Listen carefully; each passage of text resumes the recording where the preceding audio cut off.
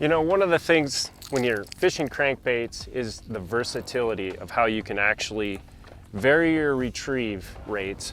You always start with letting the fish tell you what they like. So you can be fishing just a standard retrieve rate.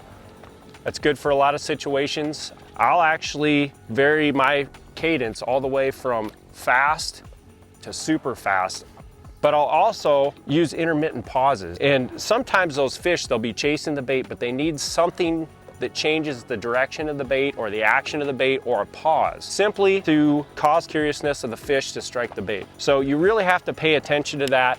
In the spring, in the fall, like we're fishing today, I like to cause the bait to dig down in the rocks and deflect.